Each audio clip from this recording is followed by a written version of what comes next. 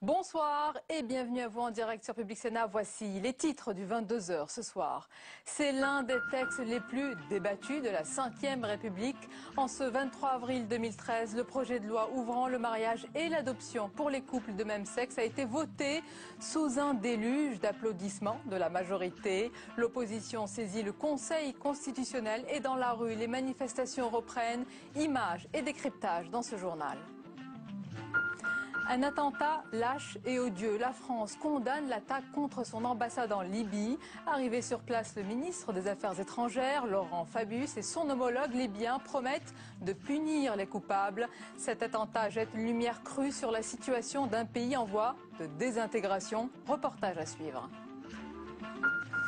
Prison française, les cris d'alerte se multiplient après la spectaculaire évasion de Redouane Faïd il y a 10 jours et la récente provocation d'un détenu annonçant dans un journal sa prochaine cavale. Nombreux sont ceux qui comparent les prisons françaises à des cocottes minutes prêtes à exploser. Le sujet n'est pas nouveau, mais le ras-le-bol est général. C'est le thème de notre grand débat du mardi soir. Voilà pour le programme de votre 22h. Merci d'être en notre compagnie ce soir.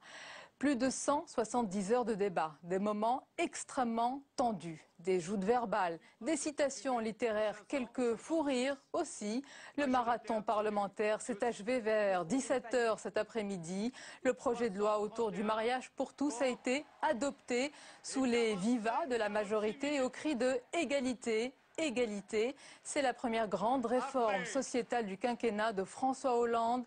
Émotion, soulagement et joie sur les bancs de la gauche. Je vous propose d'écouter Christiane Taubira et Claude Barthelone. Pour 331, contre 225. Après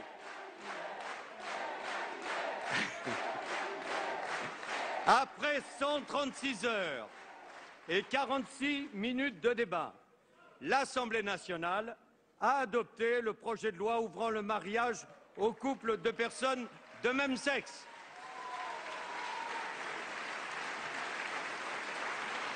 Je dois avouer que je suis submergée par l'émotion. J'espère être capable de vous dire quelques mots. Je suis extrêmement reconnaissante à Monsieur le Premier ministre et au Président de la République de nous avoir offert l'opportunité de conduire cette très belle réforme. Par ce texte de loi, nous avons reconnu les droits de nos concitoyens dont la citoyenneté était sournoisement contestée et nous avons ouvert des droits à tous les autres couples. C'est donc incontestablement un texte généreux que vous avez voté aujourd'hui et nous vous en savons définitivement gré. Voilà pour la majorité et l'opposition de son côté s'est déjà projetée dans l'après en saisissant le Conseil constitutionnel. Dans le viseur des parlementaires de droite, l'ouverture de l'adoption aux couples de même sexe. On écoute sur ce sujet le président du groupe UMP à l'Assemblée nationale, Christian Jacob. On vient donc à peine une heure après déposer ce recours, un recours très charpenté d'une trentaine de pages, à la fois sur le déroulement du travail législatif et puis aussi sur le fond, sur le mariage en tant que tel, sur le droit de la filiation, sur l'adoption. Donc je pense un recours tout à fait solide. La France est un État de droit, donc nous transmettons au Conseil constitutionnel et on attend sereinement la décision du Conseil constitutionnel. Il y a le Parlement et il y a la rue. Les anti-mariages homosexuels poursuivent leur mobilisation encore ce soir au cri de Hollande démission. Réunis à l'initiative du collectif La Manif pour tous, le cortège a rejoint ce soir l'Assemblée nationale et de nouvelles manifestations sont prévues les 5 et 26 mai prochains. Quant aux députés UMP, ils annoncent aussi un retour dans la rue, reste que embarrassés par les images du Front National Gilbert Collard dans le cortège des élus dimanche dernier. La droite est divisée sur la poursuite du mouvement. On voit tout cela avec Aurélien Romano. À l'annonce du vote, certains pro-mariage ont décidé de trinquer au champagne devant l'Assemblée nationale dans une ambiance festive. Mais lorsque Brigitte Bardot sort par l'entrée du public, l'égérie de la Manif pour tous ne pourra donner aucune interview et quittera les lieux sous les huées. En retrait, Wilfried, l'homosexuel passé à tabac il y a quelques jours à Paris, est devenu un symbole de l'homophobie. Il appelle à la vigilance. C'est pas encore terminé. Et on continue, on est fiers, on est fort, on se sent soutenu là par une majorité politique et on espère encore beaucoup de progrès. Mais aujourd'hui, c'est une très belle journée. D'autres partisans du texte s'étaient donné rendez-vous à quelques rues de l'hémicycle pour fêter l'événement historique et demander à passer à l'étape suivante. Plus loin, les anti-mariages, eux, ne décolèrent pas. Quelques milliers de personnes s'étaient donné rendez-vous à l'appel de la Manif pour tous quelques heures plus tard. Ils attendent peu du recours devant le Conseil constitutionnel, mais cette manif n'est pas pour eux un baroud d'honneur. De toute façon, on ne s'arrêtera pas pour défendre la famille. Derrière, il y a la théorie du genre qu'il faut combattre, qui est en train de passer dans un projet de loi à au Sénat, sur la refondation de l'école. Et là non plus, on ne s'arrêtera pas parce que derrière, il faut bien qu'on défende notre civilisation. Le collectif Manif pour tous a déjà donné 2 autres rendez-vous aux anti-mariages gays, le 5 mai pour l'anniversaire de l'arrivée au pouvoir de François Hollande et le 26 mai, date à laquelle le texte sera peut-être déjà promulgué. Et à notre compagnie ce soir sur le plateau du 22h, Caroline Deschamps. Bonsoir Caroline. Bonsoir notre Sonia. Spécialiste des réseaux sociaux. Vous nous donnerez tout à l'heure la température et l'ambiance sur Twitter et le web après l'adoption du texte ouvrant donc le mariage homosexuel. Avec nous également l'historien Grégoire Kaufmann. Bonsoir. Bonsoir. Et bienvenue. Alors, après des mois de débats, d'effervescence, de crispation, le texte a finalement été voté. On a vu tout à l'heure les images à la fois de joie dans la rue d'un côté et de l'autre, l'appel à la poursuite de la mobilisation, l'impression de 2 France. Il va laisser des traces, des cicatrices, ce texte, selon vous? Écoutez, je n'en sais rien. Ce que je sais, c'est que on a le sentiment qu'il y a une mobilisation catholique qui s'enracine dans un terreau historique qui est très intéressant à décrypter. Puisque ce qu'on voit aujourd'hui dans la rue, des catholiques qui manifestent contre la République, à plus forte raison contre cette République, en fait, a à sa tête un président de gauche. Ce qui est intéressant, c'est qu'on voit ressurgir les vieilles phobies, les vieux clichés, les vieilles obsessions qui s'enracinent encore une fois dans l'histoire. Vous avez eu la gentillesse de m'inviter, je suis historien, et mon décryptage, il est qu'il y a comme ça dans l'inconscient catholique français une méfiance instinctive à l'égard de la République, qui traduit également une forme de catholicisme blessé, qui se sent agressé, puisque dans ces manifestations contre le mariage pour tous, eh bien, il y a une majorité de catholiques. Donc c'est un problème qui oppose les catholiques à la République. D'ailleurs, c'est étrange, dans une société de plus en plus laïcisée, on a vu émerger cette galaxie catholique finalement. Tout à fait. Alors ce qui est intéressant, c'est que il y a plusieurs nébuleuses dans la nébuleuse. Il y a plusieurs tendances. Cette nébuleuse, c'est un carrefour d'influence. Ce qui est intéressant, c'est qu'il y a un catholicisme qui a accepté la République. Remontons à la fin du 19e siècle, quand c'était la grande époque du ralliement. Je suis désolé d'être un peu poussiéreux, mais c'était les époques 1890, lorsque le pape Léon XIII avait dit aux catholiques, eh bien, acceptez la Constitution pour changer la législation. La plupart des catholiques à cette époque ont joué le jeu. Il y a une petite minorité qui est demeurée rebelle au mot d'ordre du pape, et cette petite minorité, on la retrouve encore aujourd'hui dans l'opposition au mariage pour tous. Et qu'est-ce qu'elle veut dire, cette minorité? Et qu'est-ce qui est intéressant, c'est qu'elle regroupe les adversaires de la République. Alors c'est une ultra-minorité qu'on pourrait qualifier de maurassienne, c'est-à-dire de royaliste. On connaît bien l'opposition de Charles Maurras entre pays légal et pays réel. Ce qui est intéressant, c'est que cette terminologie, elle commence à parasiter les catholiques qui ne remettent pas en cause la forme du régime. C'est ça qui est intéressant. Cette opposition entre pays légal et pays réel, qu'est-ce qu'elle veut dire? Eh bien, elle veut simplement dire qu'il y aurait un pays légal, la République, qui s'opposerait au pays réel, enraciné dans les terreaux, les terroirs, dans la famille, dans la religion. Et pourtant, il y a quand même une chambre des députés qui a été élue par le peuple. Il y a quand même eu François Hollande qui a été élu aussi par le peuple. Donc cette opposition entre pays légal et pays réel, elle nous ramène à la vieille terminologie maurassienne.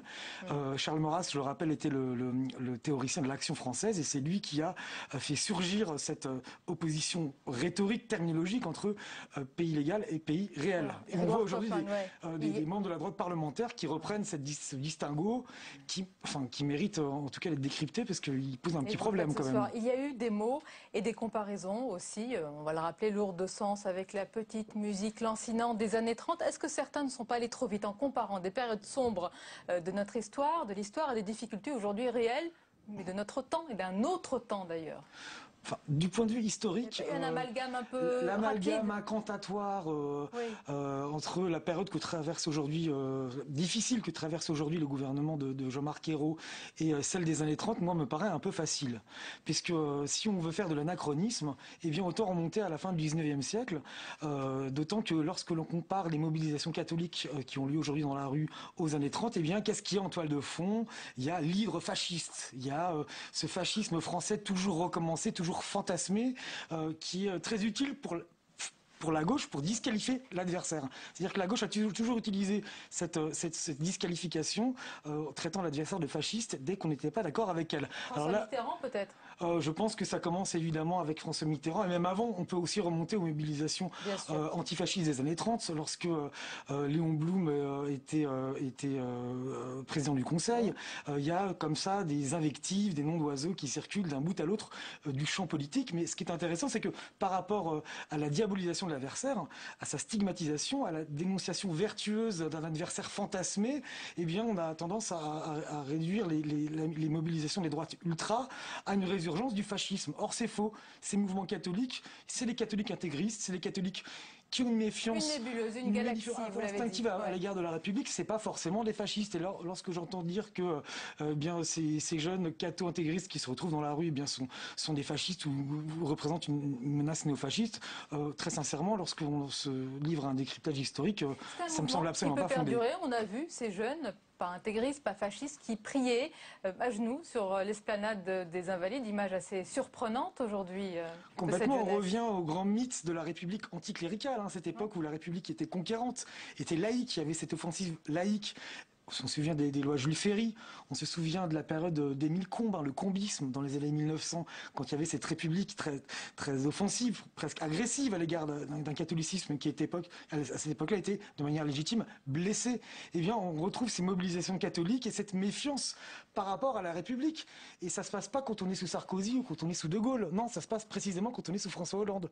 Peut-être aussi parce qu'en fait, ils font passer des lois qui heurtent davantage, évidemment, les catholiques, puisqu'il y a peut-être aussi dans le camp de la gauche un vieux fond anticlérical qui mérite lui aussi d'être décrypté. Mais on n'en est peut-être pas là. Merci beaucoup, Grégoire Kaufmann. Restez avec nous. Caroline Deschamps, ce vote qualifié d'historique a été sûrement, c'est sûr, très suivi sur les réseaux sociaux, on l'imagine. Et oui, Sonia, 172 heures de débat, 5300 amendements, des histoires de ballerines et 3 fous rires. Le Parlement a donc dit oui au mariage pour tous, un vote très suivi sur les réseaux qui ont crié, pleuré, hué, et Twitter a fait beaucoup de bruit aujourd'hui. Alors du côté de la majorité, on salue bien évidemment le moment historique. Le député PS Yann Gallu ressent lui une très grande émotion après ce long combat pour l'égalité. Le sénateur Jean-Pierre Michel, rapporteur PS du texte ici au Sénat, lui tweet en majuscule égalité, égalité, égalité. Alors la ministre verte du logement Cécile Duflot, quant à elle, se déporte dans le futur. Elle écrit, je cite, 23 avril 2033, anniversaire des 20 ans du vote du mariage pour tous. Mes petits-enfants épatés de découvrir que ça n'a pas toujours existé. Et même Valérie Trierweiler, qui depuis son fameux accident de tweet gazouille avec parcimonie, écrit « Décidément, j'aime beaucoup le 23 avril, celui-ci encore davantage, jour historique, égalité pour tous. » Mais la vraie star des réseaux, c'est Christiane Taubira, et notamment pour les pros mariage pour tous, si tant est bien que certains la verraient prêter son visage au buste de Marianne dans les mairies. Caroline, et du côté des anti-mariage pour tous? Du côté des opposants, voilà, l'ambiance n'est pas à la fête. Jérémy 12 tweet, triste journée pour la France, rendez-vous devant le Conseil constitutionnel. Christine Boutin écrit quant à elle, grâce au mépris et au mensonge, Hollande gagne une bataille aujourd'hui et se plie aux activistes LGBT. En allant trop loin, il atteint mon but, faire se lever une nouvelle génération qui ne se taira pas et prendra le pouvoir, tout un programme. L'ambiance très tendue dans la rue, mais aussi sur le net se poursuit malgré le vote de la loi. D'après le compte de la manif pour tous, Brigitte Bardot a été prise à partie et insultée à l'issue du vote. Il faut dire, Sonia, que depuis de longues semaines, il y a un déferlement de haine sur le web. Sur Facebook, comme dans la vie d'ailleurs, certaines familles se déchirent sur le mariage gay. Et plus grave, grave, l'homophobie gagne les réseaux. Un mot-clé, il faut tuer les homosexuels, est arrivé aujourd'hui en tête des tendances de Twitter. Des tweets nauséabonds qui a fait réagir SOS Homophobie, qui appelle les internautes à faire des captures de tweets et qui a appelé la société Twitter. On conclut avec un moment de détente. Oui, heureusement, on peut dire merci Sonia, merci à Henri Guénaud. Le député UMP a plus de facilité à citer Malraux Zola qu'à appuyer sur un bouton. Henri Guénaud a en effet eu maille à partir avec les boutons de l'Assemblée nationale. Farouche opposant au texte, il a pourtant voté pour, comme Luc Châtel. Il explique sur le Lab, le site d'Europe 1, vous avez vu le bordel qu'il y avait? Il y avait 3 boutons qui clignotaient. Eh bien oui, je me suis trompée. Alors bien sûr, il n'en fallait pas plus pour que Twitter s'esclaffe. Nico GL ironise, Henri Guénaud devient Henri Say Yes. Allez, merci Henri, vive l'amour. Solférichaud nous fait lui une raffarinade. Win the gay, yes. Needs the gay, no to win against the gay, no. C'est pas très facile, hein, mais... Et je laisserai le mot de la fin, Sonia, au journaliste David Abiker qui écrit « En fait, Châtel et Guénaud, c'est le premier couple d'hommes qui se trompe tout en disant oui. » Merci beaucoup Caroline Deschamps pour votre analyse. Merci beaucoup Grégoire Kaufmann pour votre analyse historique. Merci d'avoir été notre invité. Et j'ajoute sur ce sujet, et pour fermer cette page consacrée à l'adoption de ce texte, que les premiers mariages homosexuels pourraient intervenir selon la ministre de la Justice courant juin. Et Christiane Taubira d'ajouter, je cite, « Nous pensons que les premiers mariages seront beaux et qu'il soufflera dans ce pays un vent d'allégresse. » Fin de citation. Autre actualité à présent, et c'est une actualité qui concerne un attentat lâche et odieux. La France condamne l'attaque contre son ambassade en Libye. Arrivé sur place, le ministre des Affaires étrangères, Laurent Fabius, et son homologue libyen promettent de punir les coupables. Et cet attentat jette une lumière crue sur la situation d'un pays en voie de décomposition et en proie aux violences de différentes factions. Mélanie Bontemps. Des carcasses calcinées, c'est tout ce qu'il reste des 2 voitures garées devant l'ambassade française de Tripoli. L'explosion a blessé 2 gendarmes, dont un sérieusement. Il doit être opéré sur place avant un rapatriement vers la France. Si le bâtiment a été fortement endommagé, le pire a cependant été évité, selon le ministre des Affaires étrangères qui s'est rendu sur place. Cet attentat aurait pu être absolument un carnage. Il s'en est fallu de quelques minutes. Si le personnel avait été là, ça aurait été effectivement un drame épouvantable. Cet attentat a été fait pour tuer. La France ne cédera pas. Un acte inacceptable condamné par François Hollande qui demande que toute la lumière soit faite sur cet attentat. Aucune revendication n'est parvenue pour le moment. Une enquête a été ouverte par le parquet de Paris et un groupement du GIGN est arrivé cet après-midi. Plus de 2 ans après la chute du régime de Kadhafi, c'est la première fois que l'on s'en prend aux intérêts français en Libye. Autre actualité, et nous vous en parlions dès hier, le projet de loi sur la sécurisation de l'emploi défendu par le ministre Michel Sapin connaît au Sénat un parcours semé d'embûches. Le vote définitif de ce texte vient d'être repoussé au 14 mai en raison d'une fronde des sénateurs UMP, Front de gauche et écologiste. À l'origine de ce mécontentement, la décision du gouvernement d'utiliser ce que l'on appelle la procédure du vote bloqué pour accélérer les débats. La suite du 22h avec dans un instant notre grand débat du mardi soir, prison française. Les cris d'alerte se multiplient après la spectaculaire évasion de Redouane Faïd il y a tout juste 10 jours et la récente provocation d'un détenu annonçant dans un journal sa prochaine cavale. Nombreux sont ceux qui comparent les prisons françaises à des cocottes minutes prêtes à exploser. Le sujet n'est pas nouveau bien sûr, mais le ras-le-bol, vous le verrez, est général. De nombreux invités seront en notre compagnie pour en parler et c'est juste après le tour de l'info qui est préparé ce soir par Joachim Rob. Regardez.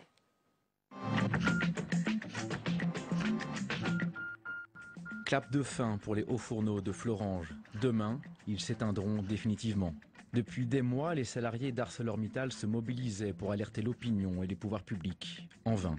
Échec industriel et échec politique. Malgré leurs promesses, ni François Hollande ni Nicolas Sarkozy n'ont réussi à sauver le site. Seule subsistera la filière à froid, la plus rentable. 120 métallos attendent toujours leur reclassement. La réponse du berger à la bergère, ou plutôt celle de l'aile droite à l'aile gauche du Parti socialiste. Hier, la gauche du PS réclamait un changement radical de politique économique et un vaste plan de relance, réplique aujourd'hui d'une dizaine de parlementaires, dont les sénateurs Jean Besson et Jean-Pierre Caffet. Dans une tribune publiée sur le site internet du Monde, ils appellent à considérer les entrepreneurs comme des partenaires et non comme des ennemis de classe, et à poursuivre la politique du sérieux budgétaire. Elles sont au cœur du projet de loi sur la décentralisation. Elles, ce sont les futures métropoles, un nouvel échelon de la carte territoriale française. Ces métropoles devraient récupérer certaines compétences des régions et des départements. Avec quels moyens ? Une question abordée lors des premières auditions devant la commission des lois du Sénat. La métropole peut être un vrai tremplin, ça peut être une vraie chance pour effectivement Marseille. Mais pour cela, il faut aussi que l'État nous dise combien sur les projets l'État va apporter. Aujourd'hui, on vous dit « Ah non, non, faites la métropole, c'est la métropole qui vous aidera ». C'est pas vrai. Marseille, Lille ou Strasbourg, les villes de plus de 400 000 habitants devraient bientôt entrer dans une nouvelle ère. 70% du prix d'une paire de lunettes, soit 275 € de marge brute pour chaque paire vendue. C'est en moyenne le bénéfice exorbitant des opticiens dénoncé aujourd'hui par l'UFC Que Choisir. Les prix sont 50% plus chers en France en moyenne que par rapport à l'Europe. La France est championne toute catégorie en cherté d'optique pour toute l'Europe. On se dit qu'il faut faire quelque chose sur ce marché qui ne fonctionne pas bien, qui n'est pas régulé. Il y aurait en fait trop d'opticiens en France. Chacun vend moins de 3 paires de lunettes par jour et doit donc répercuter sur ces 3 paires l'ensemble de ses coûts. 2 hommes qui courent gaiement après s'être mariés et renversent au passage Christine Boutin, Frigide Barjot et Monseigneur Barbarin. C'est, selon le dessinateur Baudry, le grand jour du mariage pour tous.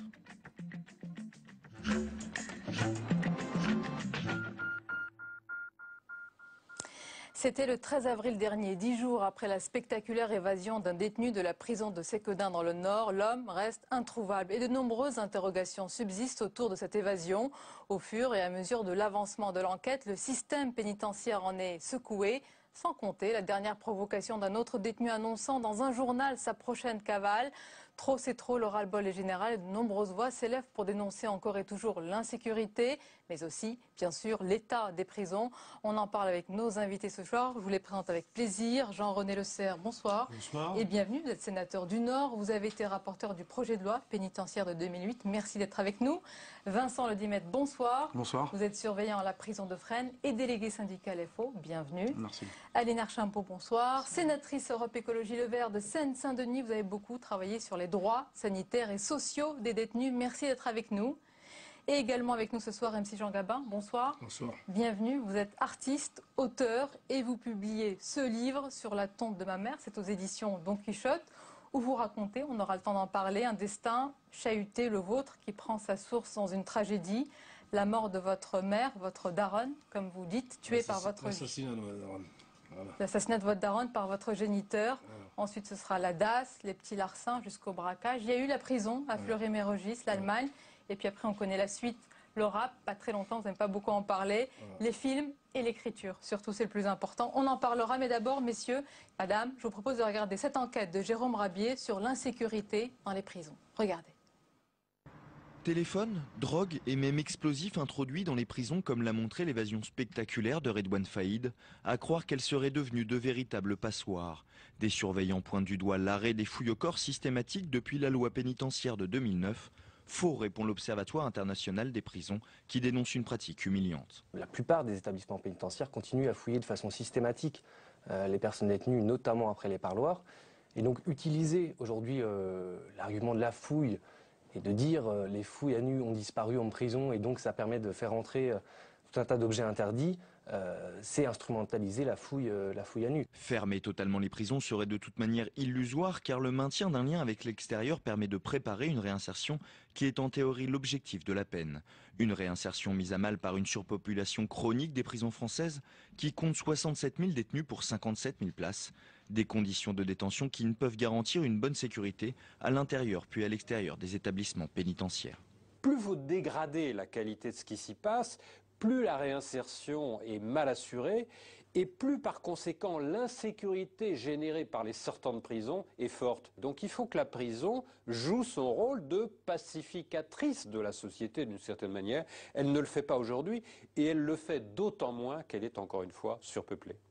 Pour ces acteurs qui visitent régulièrement des prisons, la situation n'est plus tenable. Entasser 3 personnes dans des cellules de 9 mètres carrés ne peut pas constituer une réponse efficace à leurs crimes ou délits. Selon nous, en tout cas, on emprisonne trop.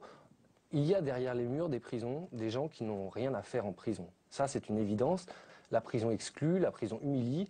Il faut aujourd'hui repenser la place de la prison dans notre société et la place de la prison dans l'arsenal législatif aujourd'hui en France. Christiane Taubira a déjà annoncé un renforcement des mesures alternatives à l'emprisonnement, comme le bracelet électronique. Mais 4 ans après la loi pénitentiaire qui créait pour la première fois des droits et des devoirs pour les détenus, la situation des prisons est loin d'être apaisée. Alors avant de vous parler de la place de la prison dans notre société, l'actualité, ce sont des détenus qui s'évadent à coups d'explosifs, d'autres qui annoncent depuis leur cellule qu'ils vont s'évader, qui annoncent leur cavale. Est-ce que cela vous choque d'abord ? Bien évidemment, quand on voit aujourd'hui l'état des prisons françaises et on va dire l'insécurité qui règne, que ce soit pour les détenus entre eux, mais surtout pour les personnels de surveillance qui n'ont aujourd'hui plus les moyens de surveiller tout ce qui se passe dans les prisons. Quand vous voyez le sous-effectif qui est chronique, les collègues qui occupent plusieurs postes allant à l'encontre des règles élémentaires de sécurité. On déshabille Pierre pour habiller Paul et pour habiller Jacques sur les établissements. On prend un surveillant pour le mettre sur un autre établissement parce qu'il est en difficulté. Mais ça ne règle pas aujourd'hui le problème des sous-effectifs. Et forcément, la problématique de la sécurité aujourd'hui doit être le mot-clé de la garde des Sceaux. Parce qu'il n'est plus possible aujourd'hui pour les collègues de venir travailler et vous dans de bonnes conditions. Et vous l'entendez dans sa bouche, ce mot-clé, assez souvent ? Pas du tout, pas du tout. Madame Taubira n'utilise jamais le mot de sécurité. Elle pense plus, on va dire, à vider les prisons et ne pas s'occuper des fouilles. On va parler de cet aspect-là. MC Jean Gabin, Christophe Kider, fiché au grand banditisme, braqueur, multirécidiviste, libérable en 2052, qui a accordé une interview par téléphone depuis sa cellule, oui, 2052, au journal du dimanche. On a l'impression qu'on est revenu au temps de Messrine, ça vous choque ? Non, moi ça me choque pas, il y a la technologie, donc il faut se servir de la technologie. J'ai toujours dit, à partir du moment où vous êtes enfermé, vous cherchez tous les moyens pour vous sauver. Si c'est pas physique, eh ben vous essayerez par le téléphone, par les lettres, etc. etc. Vous mettez un rat dans une boîte, vous lui mettez un peu de lumière, il essaye de se barrer. C'est exactement la même chose. Voilà, c'est humain, c'est... Voilà. Vous aviez pensé à l'évasion, partir en cavale ? Bien sûr. Je pense que si vous donnez l'opportunité à 95% des gens qui retrouvent, ils se sauvent. Voilà, la prison, j'ai toujours dit, ça peut être bien si vous avez compris le pourquoi vous y êtes, mais si vous n'avez pas compris grand-chose à l'intérieur, la seule chose que vous faites, c'est engranger de la haine, et je pense que la haine, elle se retourne sur la société que vous avez mis à l'intérieur, et ça continue à être un cercle vicieux jusqu'à la fin. Quand je prends mon exemple, par exemple, je suis tombé la 2e fois, j'étais avec un gus qui avait 36 piges, et moi j'en avais 18, ce qui fait que je suis rentré, entre guillemets, simple petit gus qui fait des larcins, et je suis sorti en bon braqueur théorique, et après j'ai fait la pratique pendant 4 ans, 5 ans. Voilà. Et Jean-René Serge, je rappelle que vous êtes un élu du Nord. Pour ce qui est de Redouane Faïd, des explosions, je crois 5 explosions, prises d'otages de 4 gardiens, c'est spectaculaire. Est-ce que vous avez des éléments sur l'avancement de l'enquête ? Non, non, du tout. Je ne tiens pas d'ailleurs à en avoir. C'est l'affaire de la justice. Il faudrait quand même rappeler une chose qui me paraît une chose évidente, c'est que les prisons françaises sont les prisons dont on s'évade le moins en Europe. Ce sont les plus sûres. Ce sont les plus sûres. Ce ne sont pas des prisons passoires. Il ne faudrait pas que l'arbre cache la forêt. Alors on ne peut qu'être d'accord avec la volonté de faire en sorte qu'il y ait une plus grande sécurité dans la prison, que la prison devienne un état de droit, alors qu'aujourd'hui elle ne l'est pas. La prison est un lieu où les bagarres dans les cours de promenade, où les exactions dans les cellules, quand ce ne sont pas des brutalités, quand ce ne sont pas des viols, se produisent de manière tout à fait régulière. Les prisons sont aujourd'hui des lieux d'insécurité, pour le personnel certes, mais aussi pour les personnes détenues, parce que des personnes détenues tuées par leurs codétenus, il y en a tous les ans, quelquefois dans des conditions absolument ignobles, comme c'était le cas à la prison de Rouen, où vous avez un détenu qui a commencé à dévorer les entrailles de son codétenu, parce qu'il y a aussi des malades mentaux très lourds dans les prisons. Alors le législateur a trouvé que ça suffisait, que les prisons de la République devait cesser d'être la honte et l'humiliation de la République. C'est la raison pour laquelle, dans une immense majorité, il a voté la loi de 2009, qui est la loi pénitentiaire. Maintenant, la loi pénitentiaire, il faut l'appliquer, et dans tous ses éléments. Je reviens sur ce que vous avez dit, MC Jean Gabin, et reprendre l'exemple de ce détenu qui a parlé dans le journal du dimanche, Christophe Kider, qui dit ceci. La première fois que j'ai eu un fusil d'assaut entre les mains, c'était en prison. La première fois que j'ai eu des explosifs, c'était en prison. C'est l'école du crime. Oui, normalement, les prisons sont un lieu, d'une part, de sanction, mais d'autre part, un lieu qui permet aux citoyens de s'amender. Or, aujourd'hui, l'une des principales causes de la récidive, c'est que dans les prisons, on ne prépare pas du tout la sortie de la prison. Je comprends parfaitement la pression, enfin la souffrance à la fois des personnels. C'est une vraie souffrance, que ce soit les personnels que ce soit les personnels de surveillance, mais aussi les personnels des services de ce qu'on appelle de probation, d'insertion, de formation, qui sont en effet en sous-effectif. Mais il faut aussi voir dans quelle situation sont les détenus. Les prisons sont surpeuplées. Il n'y avait en 2010 que 8% des détenus qui avaient accès à une formation professionnelle. Le travail en prison, il est réservé au maximum 39% des détenus. Vous avez des gens qui sortent avec pratiquement rien, donc rien n'est fait pour la sortie, pour donner une perspective. Et donc, à partir de là, forcément, surcharge de travail pour les personnels et situation d'extrême tension, de surpeuplement. Il faut voir ce que ça veut dire des détenus qui sont à deux dans des cellules minuscules. Ça crée forcément des situations de tension terribles avec tout ce qui est dit. C'est qui gère et qui ouvre en premier la cellule, c'est quand même bien le personnel de surveillance. Je parle du mal-être. C'est quand même un métier aujourd'hui qui souffre d'un taux de suicide à plus de 30% au-delà de la moyenne nationale. C'est le métier aujourd'hui où on se suicide le plus en Europe. C'est quand même quelque chose. Non mais écoutez, c'est quand même quelque chose. C'est quand même quelque chose. On va essayer de ne pas opposer aussi à la fois la souffrance des détenus et celle des gardiens. Le mal-être des surveillants et le mal-être des détenus. Il y a quand même suffisamment d'associations qui s'occupent sur le mal-être des détenus quand même. Ils sont soutenus, oui, ils sont soutenus quand même. Oui, très bien soutenus malheureusement aujourd'hui. Je pourrais dire 2-3 trucs.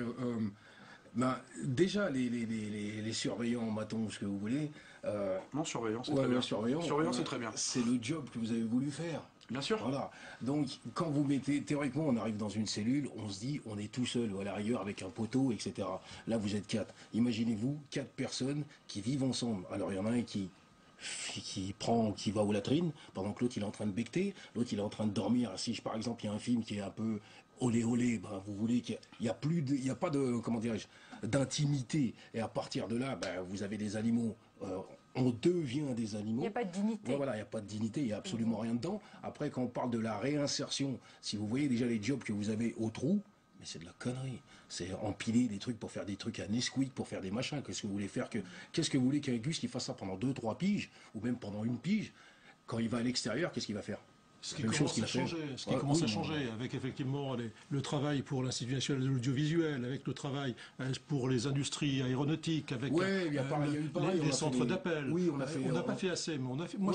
Sur les surveillants, moi je pense que la noblesse du métier de surveillant, c'est à la fois d'être effectivement un gardien, c'est aussi d'être un agent de la réinsertion. Et je sais qu'il y a beaucoup de personnels de surveillance qui souhaiteraient pouvoir jouer ce double rôle. Aujourd'hui, ils ne peuvent pas jouer ce double rôle à cause justement du sureffectif des prisons. Aujourd'hui, une prison comme Sequedin, par exemple, elle a le personnel pour avoir son effectif théorique. Et elle a en fait le double de son effectif théorique. Ouais. Donc ça veut dire que vous avez une personne pour en surveiller 120. Ça n'a pas de sens. Surtout quand vous avez un détenu particulièrement surveillé, comme celui qui s'est...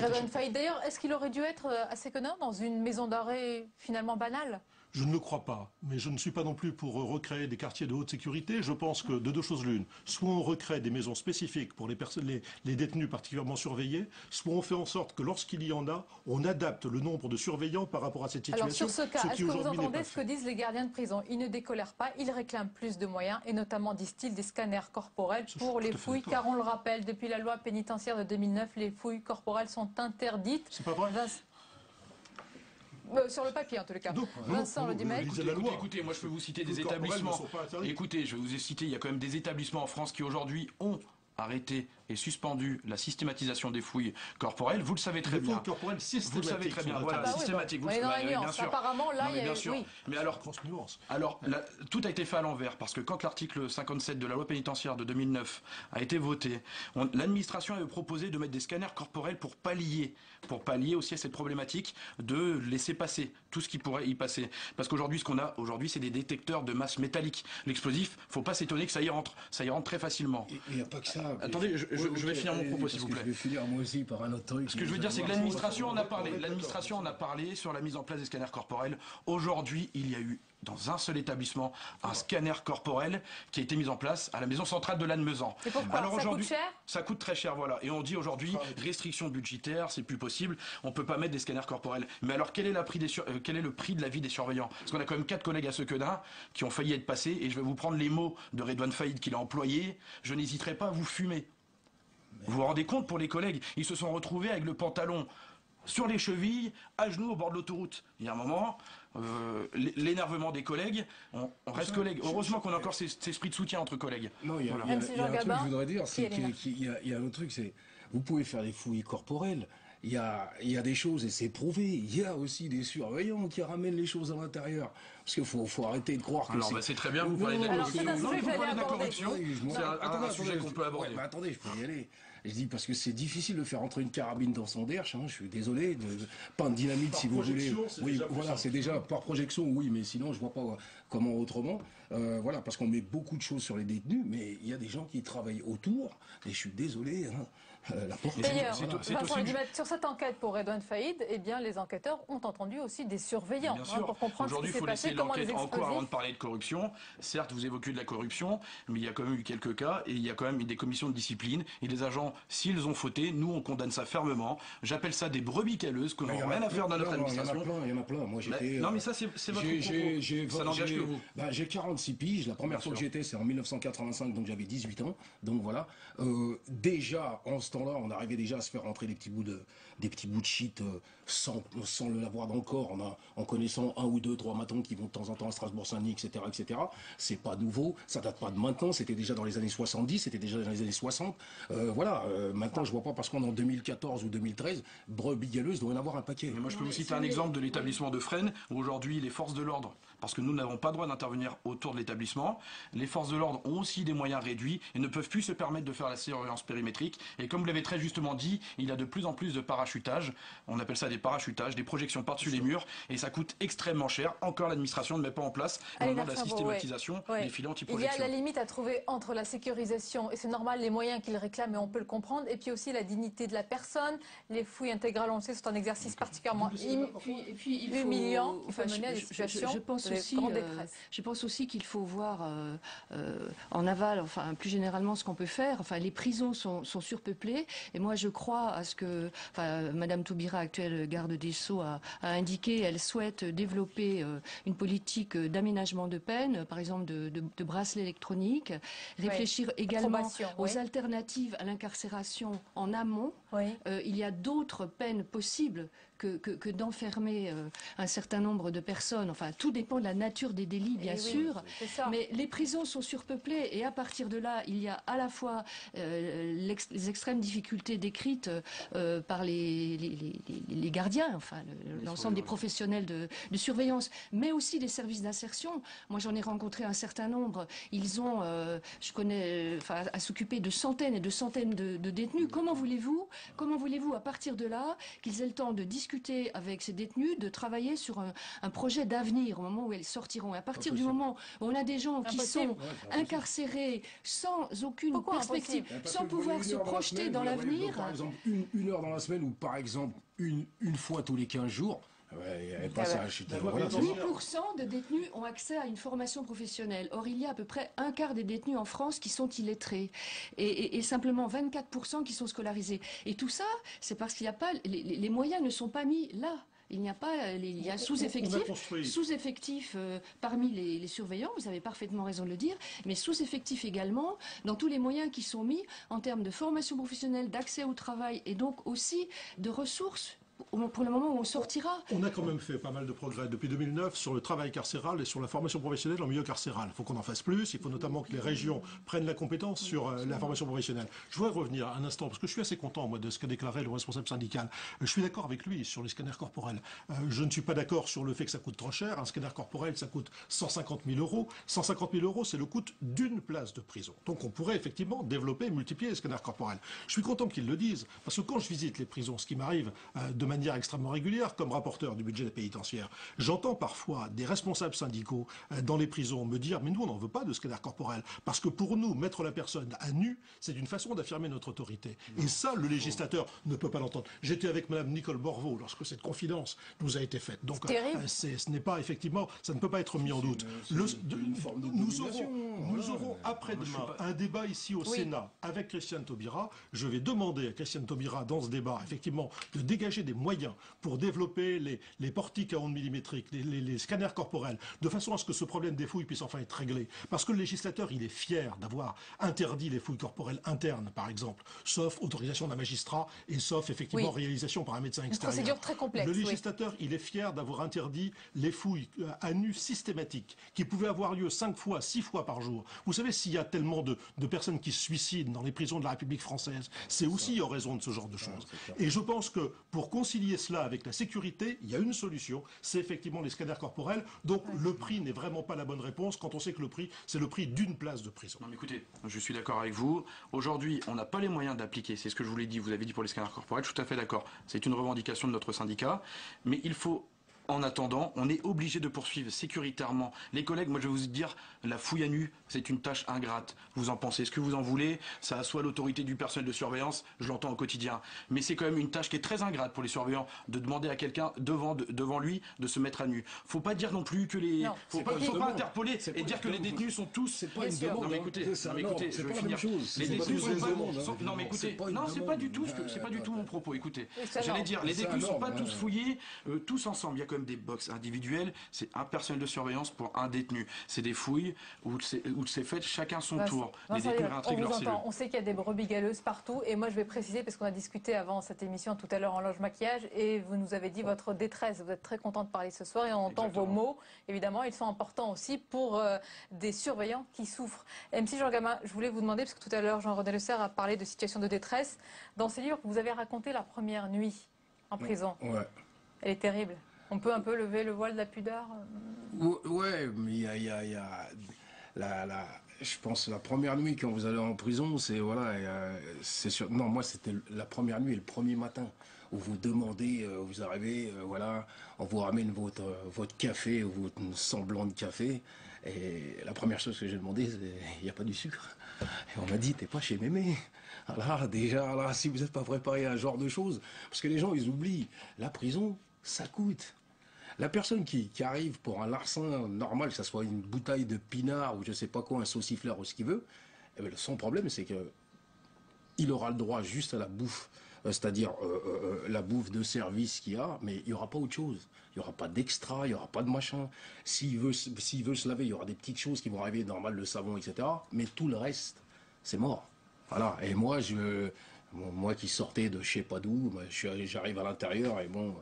Je vois que c'est plus du tout la même chose, on n'est plus chez Mémé, hein. Là c'est mort. On est presque plus dans la société. Je voulais terminer avec vous, avec un mot, si vous pouvez me qualifier et me conclure sur ce mot. Selon vous, qu'est-ce qui est le plus important pour l'État, des prisons et la sécurité? Sur quoi on doit insister, selon vous, Jean-René Le Serre, le plus important? Le plus important, c'est de régler le problème de la surpopulation carcérale. C'est de revenir donc à l'application de la loi pénitentiaire, c'est de développer les aménagements de peine pour les auteurs des menus délits, pas pour les criminels, ça va de soi. Ce jour-là, vous aurez effectivement un nombre de personnels de surveillance suffisant pour faire ce double rôle de surveillance et de réinsertion, et vous aurez réglé l'essentiel du problème de sécurité. Même question, Hélène Archambault. Il faut travailler prioritairement à la réinsertion. Mettre les moyens là. Alors, ça suppose que les prisons ne soient plus surpeuplées, bien sûr. Ça suppose des moyens pour l'ensemble des personnels. Et ça suppose, parce qu'on va, à partir de là, donner des perspectives d'avenir aux détenus qui sont là et qui, pour ceux qui le veulent, pourront se projeter dans l'avenir et on sort d'une situation qui n'a pas de sens.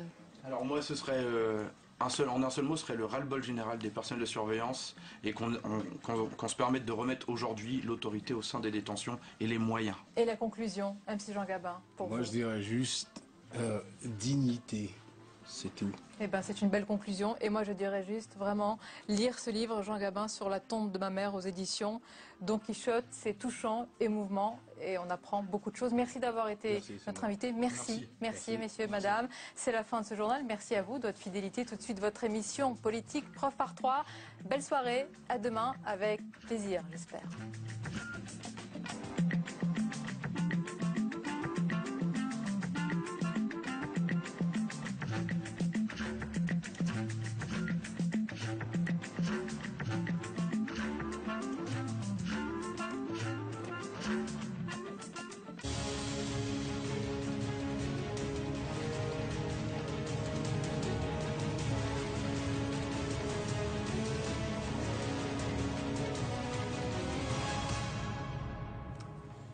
Brice Hortefeux est l'invité de Preuve par 3. Bonsoir, monsieur Hortefeux. Merci d'être avec nous. Député européen, vice-président de l'UMP, ancien ministre de Nicolas Sarkozy, premier des sarkozystes, peut-être même, en tous les cas, président de l'association des amis de l'ancien chef de l'État. Suzette Bloch de l'agence France Presse et puis Perrine Tarnaud de Public Sénat nous rejoindront tour à tour au cours de cette émission réalisée également en partenariat avec Dailymotion. L'attentat contre l'ambassade de France à Tripoli d'abord avec 2 gendarmes français blessés, une action hors de nos frontières dans un pays qui est plongé dans l'insécurité avec l'action des milices dans ce pays. Néanmoins, selon vous, qui avez été ministre de l'Intérieur, Brice Hortefeux, est-ce qu'il y a des leçons à tirer en matière de terrorisme en France?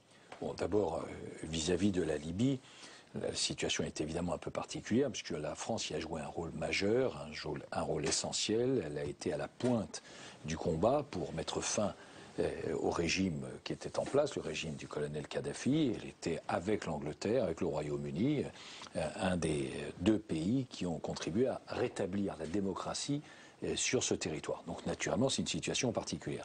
Deuxième élément, oui, bien sûr, la menace terroriste, elle existe, elle est constante, elle est permanente.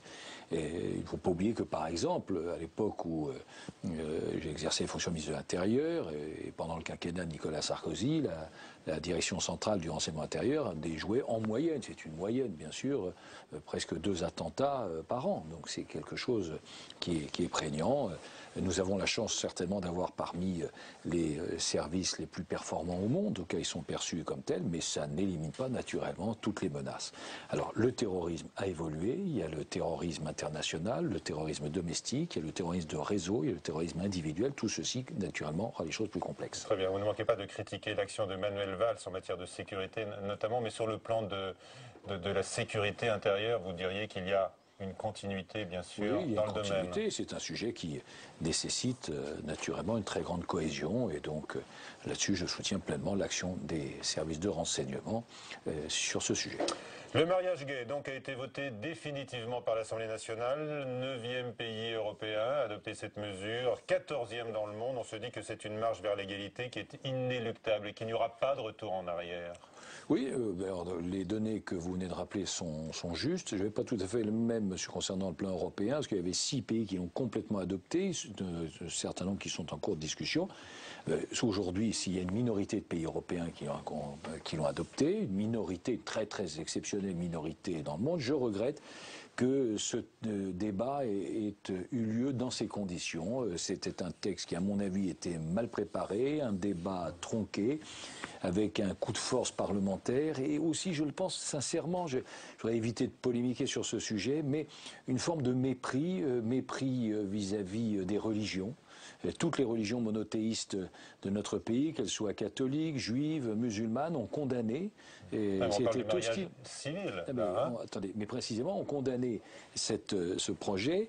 Précisément, vous avez raison de le souligner, parce que le mariage est à la fois une institution civile, mais c'est le même mot qui est utilisé par les religions, et en tout cas par la religion catholique. Donc il y a une ambiguïté, c'est celle que vous soulevez, et puis en même temps je trouve qu'il y a eu un peu de mépris face aux centaines et centaines de milliers de personnes qui sont descendues dans la rue, des familles, à l'évidence pour la première fois, qui se sont engagées pour des valeurs. Et là, c'est un engagement du chef de l'État. l'État. Voilà, il est respecté. Hein. C'était dans les propositions de François Hollande. Oui, enfin, écoutez, je ne suis pas sûr honnêtement que l'élection de François Hollande soit due exclusivement à cette initiative.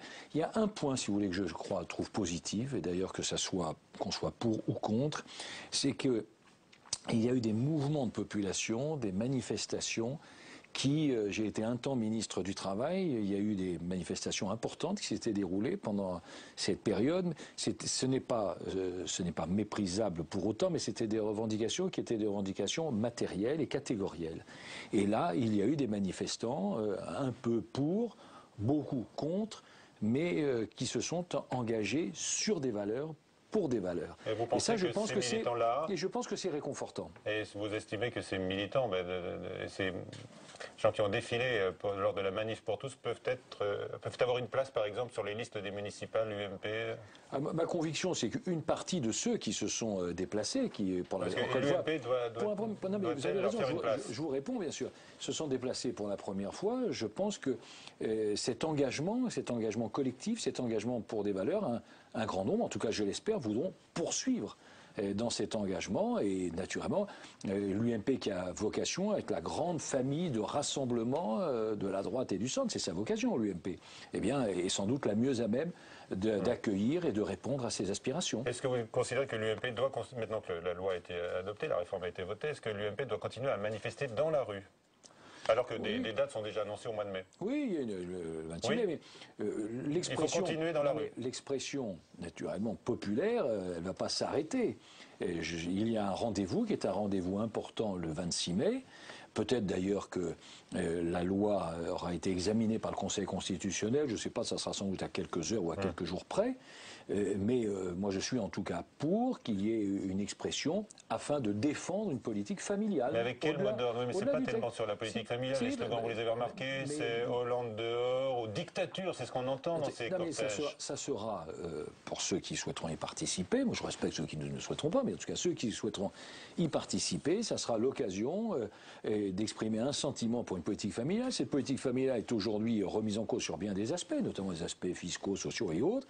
Et peut-être que d'autres voudront exprimer aussi une certaine forme de lassitude vis-à-vis du pouvoir, parce que c'est vrai, je constate certainement comme vous en avez l'écho, je ne dis pas que vous le partagez, mais vous en avez l'écho, qu'on est passé d'une forme de désamour, on est aujourd'hui on a aussi dépassé le désaveu, et que moi je sens qu'il y a une forme de colère, que finalement les sentiments républicains qui sont indispensables dans une démocratie puissent s'exprimer à cette occasion. Ça me semble pas un problème. Républicains, oui, ce sont des sentiments républicains, parce que dans une démocratie, il faut une opposition et une majorité, et que l'opposition s'exprime, qu'elle s'exprime au Parlement, qu'elle s'exprime dans les médias, et puis qu'elle s'exprime aussi parfois dans la rue. C'est pas choquant. Je vois pas pourquoi il y aurait une sensibilité dans notre pays quand elle va dans la rue, c'est formidable. La gauche, quand elle est dans la rue, c'est exceptionnel, c'est naturel, c'est tout à fait normal. Et ça serait absolument scandaleux que ça soit la grande famille avec d'autres, et bien au-delà de notre grande famille, de droite et du centre, qui soit dans la rue. Ça serait absolument inadmissible. Non, il ne faut pas qu'il y ait deux poids, deux mesures dans une démocratie.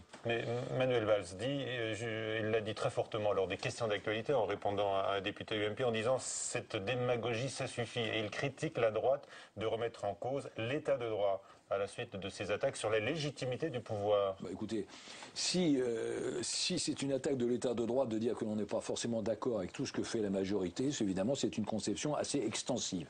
Non, je suis désolé, on n'est pas forcé d'être d'accord. Et s'il y a encore une fois, je le pense, je le dis en souriant, mais je le dis en étant sur le fond, dans une démocratie moderne, dynamique, il doit y avoir une majorité qui gouverne, c'est le cas. Je ne partage pas la manière dont elle gouverne, je ne partage pas ses moyens, je ne partage pas ses objectifs, et il faut qu'il y ait aussi une opposition qui soit une opposition crédible, unie, constructive, capable aussi de proposer. Eh bien, je suis heureux de participer aujourd'hui à cette opposition qui, notamment avec l'UMP, s'exprime. Est-ce que le pouvoir est si faible aujourd'hui pour contester sa légitimité ? Non, personne ne conteste la légitimité. Ils ont été élus. François Hollande a été élu. Ces slogans que je disais dans la fameuse manifestation. Chacun a ses slogans. Moi, en tout cas, j'y serai afin de manifester pour défendre la politique familiale. Si vous me posez une question précise, est-ce que j'irai manifester? La réponse est oui. Sur quel thème? J'irai pour défendre une politique familiale. Vous continuerez mais alors oui, sur un mot d'ordre beaucoup plus large quand même. Donc, Bon, écoutez, enfin, c'est pas totalement éloigné quand même. Je dis pour une politique familiale. Les allocations familiales et le mariage pour tous. Je dis pour une politique familiale. Est-ce que selon vous, quand même, la force que donne la Ve République au chef de l'État lui permet de surmonter cette impopularité record? En d'autres termes, est-ce que vous estimez quand même qu'il n'a pas totalement les mains liées par cette impopularité? En d'autres termes, vous me posez la question s'il y a une différence entre la 4e et la 5e République. Oui, bien sûr, sur la 4e République, vous savez, il y avait un gouvernement en moyenne tous les 6 mois. Elle a duré 12 ans, tous les 6 mois, statistiquement, il y avait donc un nouveau gouvernement. Aujourd'hui, nous avons la démonstration à l'évidence que nos institutions, les institutions fondées par le général de Gaulle, qui est un des aspirateurs notamment dans lequel se reconnaît ma famille politique, et les institutions fondées par le général de Gaulle sont extraordinairement solides, parce qu'on sait bien que si ça avait été un autre régime, à l'évidence, il n'y aurait plus ce gouvernement. François Fillon déclare que tout ça pourrait mal finir. Est-ce que vous pensez la même chose, Brice Hortefeux? Oui, c'est ce que je vous dis. On est passé d'une forme d'indifférence au désamour, du désamour au désaveu, et après le désaveu, je sens qu'il y a une forme de colère. Et après, qu'est-ce que vous prévoyez alors? Eh bien, précisément, la démocratie. Non, mais précisément. Après, il y aura un rendez-vous avec les urnes, je ne sais pas quand, au plus tard, en tout cas en 2017, pour les élections nationales, sans doute avant avec les élections intermédiaires. Eh bien, à ce moment-là, les Français s'exprimeront et diront ce qu'ils en pensent. Est-ce qu'il y a une différence de nature, vous qui avez vécu l'antisarkozisme, entre cette période-là, ces attaques contre le chef de l'État, qui est un de vos proches, et puis l'anti-hollandisme ou le Hollande-bashing, qui nourrit aussi la presse? Oui. Bon, quelle différence? Il faut le dire, sans esprit polémique, c'est vrai qu'il y a à l'égard des pouvoirs une pression, quel qu'il soit, une pression très forte. Mais je pense que les critères de mécontentement ne sont pas les mêmes. Aujourd'hui, aujourd'hui, je sens que ce que l'on perçoit très plus largement en dehors des initiatives, des politiques comme ça, c'est qu'il n'y a ni chef ni cap. Et je pense que c'est pas exactement le reproche que l'on pouvait faire à Nicolas Sarkozy. On va parler de la situation de recours de Nicolas Sarkozy, donc, qui est portée par les sondages qu'on évoque à l'instant. Est-ce que vous regrettez d'ailleurs plus amèrement la défaite présidentielle de Nicolas Sarkozy au vu de ces sondages? Bien sûr. Naturellement, quand on s'engage, moi je pensais, avec quasiment un Français sur deux d'ailleurs, que Nicolas Sarkozy était le mieux à même pour faire face à cette crise majeure, la plus importante que nous ayons rencontrée et à affronter depuis 1929. Donc je le pensais, je vous dis près d'un Français sur deux le pensait, 48,5% des Français, mais ce qui est vrai, c'est que si vous faisiez allusion aux enquêtes d'opinion, vous avez une enquête d'opinion assez intéressante qui est parue il y a quelque temps. On interrogeait les Français sur qui, parmi les présidents de la République, aurait fait mieux. Et vous aviez Nicolas Sarkozy qui arrivait juste après le général de Gaulle, vous l'avez peut-être noté. Donc c'est une forme aussi de reconnaissance. Bon, alors avant d'évoquer donc avec Suzette Bloch la situation de Nicolas Sarkozy aujourd'hui au sein de l'UMP, un mot quand même sur la primaire à Paris, puisque Rachida Dati a décidé finalement de jeter l'éponge face à Nathalie Kosciusko-Morizet, la candidate des médias et du système, dit-elle. Est-ce que vous comprenez sa décision? Je n'ai pas compris de qui elle parlait comme candidate des médias. NKM. Je ne crois pas que Rachida Dati était particulièrement sevrée de médias. Je n'ai pas perçu ça comme ça. Écoutez, Rachida Dati avait dit à plusieurs reprises qu'elle avait des convictions, un projet fort pour Paris, et elle a indiqué même sur une station de radio qu'elle irait jusqu'au bout. Donc je m'aperçois qu'elle a pris la décision exactement inverse. Elle doit avoir des raisons que je n'ai pas commentées. Vous les comprenez? Vous les analysez quand même? En tout cas, je ne les commande pas. Est-ce qu'elle affaiblit, est-ce qu'elle torpille même le processus des primaires UMP à Paris? Écoutez, je n'en sais rien sur les primaires, c'est une décision de la Fédération de Paris. Ce dont je suis sûr, en revanche... Non, mais sans attendre la décision quand même. Mais c'est vrai que ça n'aura plus du tout la même portée médiatique en l'absence de Rachida Dati. Bien sûr.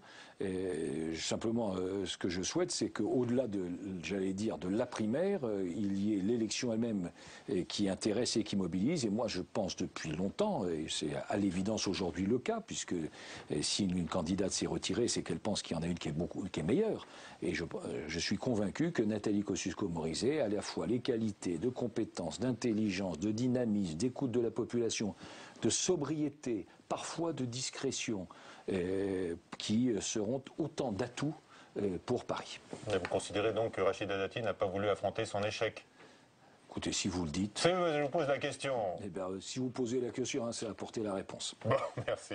On va avancer donc maintenant sur l'UMP, Nicolas Sarkozy. Nicolas Sarkozy et l'UMP qui a ouvert le chantier de la rénovation avec donc la question de la primaire pour la présidentielle. François Goulin.